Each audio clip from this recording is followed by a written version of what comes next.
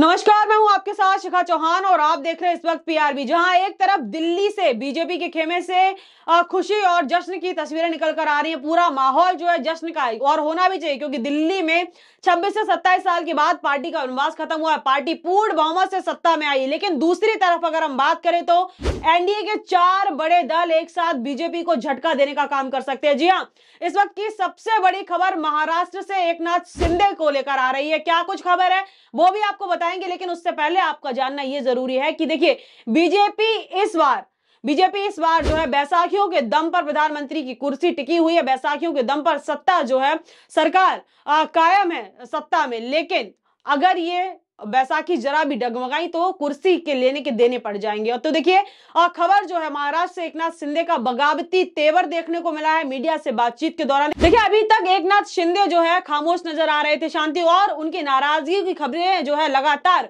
Media में चल रही थी। आपको बता दें कि इससे पहले भी नीतीश कुमार जो है अपनी नाराजगी जाहिर कर चुके हैं और चंद्रबाबू नायडू भी उन पर भी आएंगे, बिहार पर भी आएंगे, आंध्र प्रदेश पर भी आएंगे, तेलंगाना पर भी आएंगे। लेकिन खबर बड़ी महाराष्ट्र से है, तो शुरुआत महाराष्ट्र से करते हैं। देखिए, महाराष्ट्र में एकनाथ शिंदे जो कि पूर्व सीएम रह चुके हैं महाराष्ट्र में, उनकी तरफ से बीजेपी को लेकर बगावती तेवर देखने को मिले हैं। शिंदे ने बड़ा बयान दिया। शिंदे ने कहा कि शिंदे को हल्के में ना ले, कभी भी तांगा पलट सकते हैं। अब इस बयान से कयास लगाए जा रहे हैं कि भारतीय जनता पार्टी को सीधे सीधे शिंदे हैं उन्होंने टारगेट करने का काम किया। देखिए, शिंदे की पावर से कोई भी अनजान नहीं है। शिंदे महाराष्ट्र की राजनीति में क्या कुछ भूमिका अदा करते हैं ये महाराष्ट्र के बच्चे बच्चे को पता है। शिंदे का नाम ही काफी है। देखिए, महाराष्ट्र की राजनीति में शिंदे ने पिछली बार भी जब उद्धव ठाकरे से लड़ झगड़ कर जब आए और जब वो पार्टी छोड़कर आए, तो बीजेपी के साथ रातों रात में अपने विधायक लाके बीजेपी के साथ जो सरकार बनाने का काम किया। और अगर पिछली बार महाराष्ट्र में किसी के दम पर अगर बीजेपी की सरकार बनी है तो वो नाम एकनाथ शिंदे हैं। तो शिंदे को हल्के में लेना, शिंदे का जो बयान है उसमें वो कह रहे हैं कि अगर शिंदे को हल्के में ना लिया जाए, शिंदे को हल्के में लेना यानी कि अपने पैरों पर कुल्हाड़ी मारने जैसा हो जाएगा। वहीं उनके बयान ने जो है इस बात की पुष्टि भी कर दिया। शिंदे ने कहा कि कभी भी वो महाराष्ट्र की सत्ता को पलट सकते हैं, उनको हल्के में ना ले। जो तांगा सीधा चल रहा है उस तांगे को कभी भी पलट सकते हैं। देखिए, पहले भी जो है शिंदे हैं, एकनाथ शिंदे, उनकी नाराजगी की खबरें लगातार सामने आ रही थी। क्योंकि देखिए, पहले कहा जा रहा था कि महाराष्ट्र में जीत के बाद एकनाथ शिंदे को मुख्यमंत्री बनाया जाएगा। फिर एकनाथ शिंदे जो है मुख्यमंत्री की लिस्ट से भी उनको हटा दिया गया। उसके बाद शिंदे की एक्सपेक्टेशन थी, वो चाह रहे थे कि जो मंत्रालय देवेंद्र फडणवीस के पास हैं, जैसे गृह मंत्रालय हो गया, ऐसे तमाम जो इंपॉर्टेंट मंत्रालय हैं वो एकनाथ शिंदे को दिए जाएं, वो भी उन्हें नहीं दिए गए। उसके बाद शिंदे को जो करीबी थे उनको धीरे धीरे करके मंत्रालय से जो है छांट दिया गया। और अब जो है 20 विधायकों की सिक्योरिटी, एकनाथ शिंदे के जो 20 विधायक है उनकी सिक्योरिटी कम कर दी गई। और तमाम ऐसे जो शिंदे के खास है जिनकी सिक्योरिटी जो है उनको कम कर दिया गया, किसी से सिक्योरिटी जो है वापस ले ली गई। ऐसी तमाम चीजें देवेंद्र फडणवीस और बीजेपी की तरफ से लगातार हो रही। इसी को लेकर शिंदे ने जो है बगावती तेवर उनका महाराष्ट्र में देखने को मिला और बड़े ही जो है खतरनाक अंदाज में उन्होंने कहा कि अगर शिंदे को हल्के में लिया तो शिंदे, जैसा कि पहले भी बीजेपी के तमाम नेता हैं, जो नेता बीजेपी के साथ गठबंधन में जुड़े हुए हैं, उनकी बगावती तेवर देखने को मिले। और एकनाथ शिंदे क्या रोल अदा करते हैं महाराष्ट्र की राजनीति में ये जग जाहिर है। शिंदे जब चाहे तब अपना समर्थन बीजेपी से वापस ले सकते हैं। देखिए, शिंदे के 7 जो है सांसद हैं। और अगर हम बात करें यहाँ पर, अब यहाँ आ जाते, देखिए आंध्र प्रदेश में चंद्रबाबू नायडू क्या भूमिका अदा करते हैं बीजेपी के साथ, वो भी जग जाहिर। देखिए, अगर यहाँ पर नीतीश कुमार की बात करें, चंद्रबाबू नायडू की बात करें, अगर ये दोनों अगर अपना समर्थन वापस ले लेते तो प्रधानमंत्री की कुर्सी तो खतरे में आ ही जाएगी। प्रधानमंत्री की कुर्सी के साथ साथ बीजेपी जो सत्ता पे काबिज है, जो प्रधानमंत्री जिस सिंहासन पर बैठे हैं, वो सिंहासन हिलने तो छोड़िए, प्रधानमंत्री मोदी की कुर्सी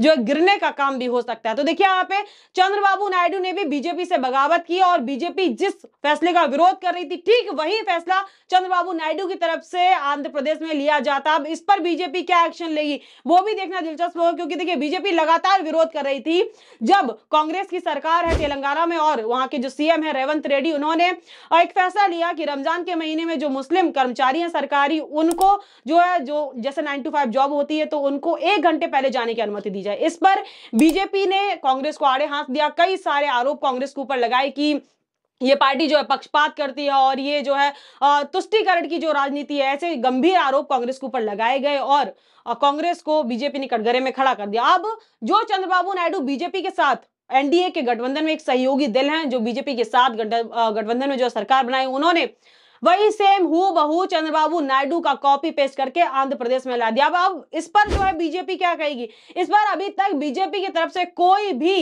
कोई भी प्रतिक्रिया नहीं आई है। चंद्रबाबू नायडू का अहम रोल है बीजेपी के अंदर। अगर चंद्रबाबू नायडू महीने में 10 बार जाते हैं, 4 बार जाते हैं, तो प्रधानमंत्री मोदी से मिलने का काम करते हैं, क्योंकि उनको पता है, देखिए चंद्रबाबू नायडू के पास 16 सांसद है और 16 सांसद बहुत बड़ी शक्ति जो है चंद्रबाबू नायडू के पास है, जिसको लेकर बड़े नेता तो छोड़िए, जेपी नड्डा वगैरह छोड़िए, खुद प्रधानमंत्री मोदी उनसे मिलने का काम करते हैं। वहीं बिहार में नीतीश कुमार भी जो है, उनके एक्शन से ही पता चल रहा है कहीं ना कहीं नीतीश कुमार भी बीजेपी से जो है गुस्साए हुए हैं।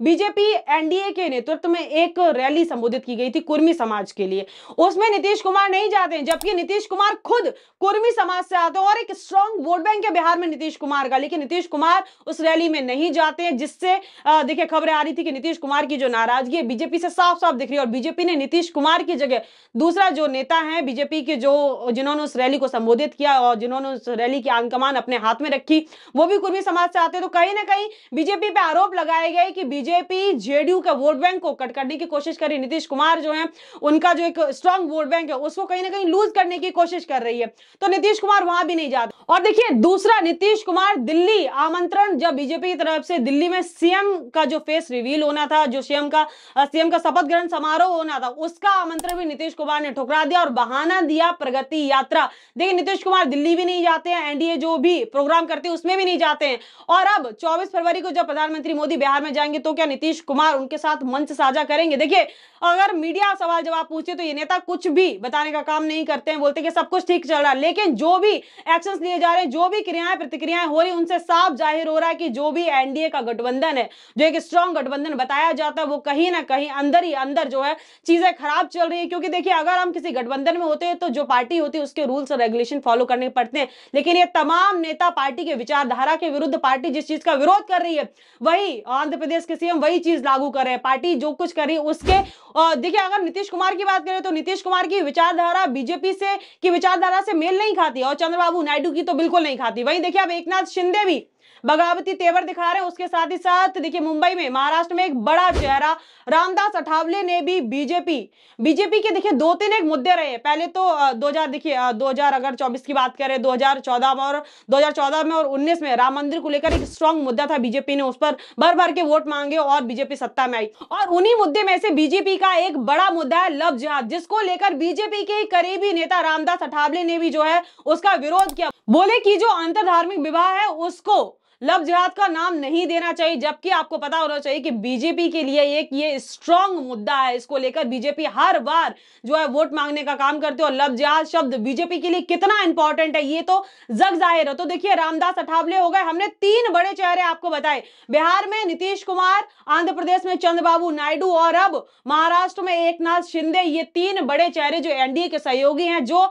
अगर एनडीए का साथ छोड़ देते। आपको बता देखिए पहले देखिए जो बिहार है, जेडीयू के पास 12 सांसद है, वही अगर हम आप चंद्रबाबू नायडू की बात करें तो 16 सांसद, और वही शिवसेना के साथ तो 12, 16 और 7 टोटल 35। अगर ये 35 सांसद बीजेपी के खेमे से कम हो जाते हैं तो प्रधानमंत्री मोदी की कुर्सी जो है खतरे में आ जाएगी। और इन लोगों का जो नेचर है, वो जो तेवर है, वो बगावती दिन ब दिन देखने को मिल रहा है। आप देखिए इस मुद्दे को लेकर क्या कुछ हेडलाइंस चल रही हैं, हेडलाइंस का बाजार जो है वो भी बुरी तरीके से गर्म हुआ पड़ा है। और देखिए इस मुद्दे को लेकर क्या कुछ आर्टिकल्स लिखे जा रहे हैं, वो भी मैं आपको एक बार जो है पढ़कर सुनाती हूँ। देखिए एक बार देखिए पहला आर्टिकल देखिए महाराष्ट्र को लेकर, महाराष्ट्र की राजनीति में नया मोड़ आता हुआ दिख रहा है, जहां मुख्यमंत्री देवेंद्र फडणवीस और डेप्यूटी सीएम एकनाथ शिंदे के बीच चल रहे शीत युद्ध में दावों में नया मोड़ आता हुआ दिख रहा है। मीडिया रिपोर्ट्स की माने तो सीएम फडणवीस के गृह विभाग में 20 से अधिक शिवसेना विधायकों की सुरक्षा में बदलाव किया गया है। उनकी सुरक्षा को Y+ श्रेणी से घटाकर सिर्फ एक कांस्टेबल पर कर दिया गया है। इसके साथ ही कुछ अन्य शिवसेना नेताओं की सुरक्षा भी वापस ले ली गई। देखिए जो अन्य शिवसेना के जो नेता, उनकी सुरक्षा पूरी वापस ले ली गई है। और देखिए वहीं देखिए आज तक का देखिए महाराष्ट्र के डेप्यूटी सीएम एकनाथ शिंदे ने एक जोरदार बयान दिया, जिसमें उन्होंने स्पष्ट रूप से चेतावनी दी है कि उन्हें हल्के में ना लिया जाए। शिंदे ने कहा कि अगर कोई व्यक्ति उन्हें हल्के में लेगा तो वह उसकी टांग पलट देंगे। तो ये तो हो गई महाराष्ट्र की बात। अब आते हैं आंध्र प्रदेश पर। देखिए आंध्र प्रदेश को लेकर आर्टिकल देखिए, तेलंगाना के बाद अब आंध्र प्रदेश सरकार ने भी रमजान के महीने में मुस्लिम सरकारी कर्मचारियों को 1 घंटा पहले कार्यालय छोड़ने की अनुमति दे दी है। मुख्यमंत्री चंद्रबाबू नायडू की सरकार ने इसका ऐलान किया। यह फैसला ऐसे समय पर सामने आया है जब तेलंगाना में इसी मुद्दे पर बीजेपी की ओर से रेवंत रेड्डी की सरकार का विरोध किया जा रहा है। नायडू का सरकार के फैसले ने बीजेपी की टेंशन बढ़ा दी है। तो ये तो थे वो तमाम आर्टिकल्स जो महाराष्ट्र से लेकर आ रहे थे, आंध्र प्रदेश को लेकर आ रहे थे। लेकिन अब हेडलाइंस क्या चली एक बार वो भी आप पढ़िए। देखिए, तेलंगाना में जिस फैसले पर मचा बवाल, अब उसी राह पर चले चंद्रबाबू नायडू, बढ़ा दी बीजेपी की टेंशन। तेलंगाना के बाद अब आंध्र प्रदेश में भी मिलेगी रमजान की छुट्टी। वहीं देखिए बिहार से लेकर जो है हेडलाइन, दिल्ली सरकार के शपथ ग्रहण समारोह में नहीं शामिल होंगे नीतीश कुमार। आगे देखिए, गठबंधन की रैली में गायब नीतीश कुमार के, एनडीए में सब ठीक चल रहा है।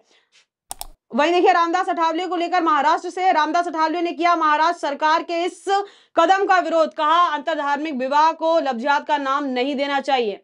तो ये तो थी वो तमाम हेडलाइंस और तमाम आर्टिकल इन सारे मुद्दों को लेकर जो इस वक्त हेडलाइंस के बाजार में गरमाए हुए हैं। लेकिन आपकी क्या राय इस पूरे मुद्दे पर, हमें कमेंट सेक्शन में बताना बिल्कुल भी ना भूलें। इस मुद्दे में बस इतना ही। ऐसी तमाम खबरों के लिए जुड़े हमारे साथ और देखते रहिए PRB। तब तक के लिए मुझे इजाजत, बहुत बहुत धन्यवाद।